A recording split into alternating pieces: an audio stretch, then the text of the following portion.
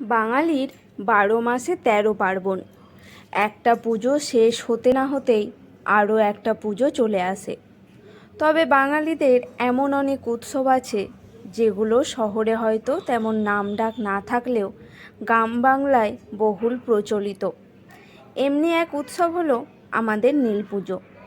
১৯৭৬ থেকে ১৯৮০ আমি নীল সন্ন্যাসী হয়ে নীলের মাহাত্ম্য উপলব্ধ করেছিলাম। নীল পুজো কী? নীল হলো শিব।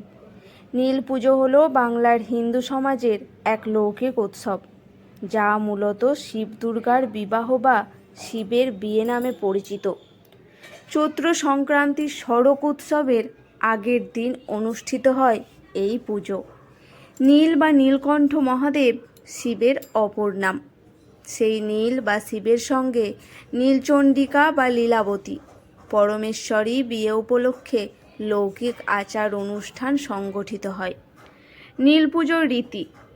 নীল সন্ন্যাসীরা পুজোর সময় নীলকে সুসজ্জিত করে গীতিবাদ্য সহযোগে বাড়ি বাড়ি ঘোরান এবং ভিক্ষা সংগ্রহ করেন। এমন সময় তাদের মুখে শোনা যায় এক বিশেষ ধরনের গান, যা লোকমুখে নীলের গানগুলি পরিচিত। তবে এই গানের আসল নামটি হলো অষ্টক গান বা বালা গান। চৈত্র সংক্রান্তির আগের দিন সারাদিন উপোস করে বিকেলে শিবের মাথায় জল ঢালেন সন্তানবতী হিন্দু রমণীরা। নীলের ব্রত শুনে সন্ন্যাসের কল্যাণার্থে প্রদীপ জ্বালিয়ে তারা শিব পুজো করে সারাদিনের উপবাস ভঙ্গ করেন। নীল পুজোর সময় নীলকে দুধ, গঙ্গাজল আর ডাবের জল মিশিয়ে স্নান করিয়ে নতুন লাল শালু কাপড় পরিয়ে বাড়িতে বাড়িতে নীলকে ঘোরানো হয়। এমন সময় হিন্দু রমণীরা নীলের মাথায় জল ঢালেন এবং নীলের সন্ন্যাসীদের ভিক্ষা প্রদান করেন।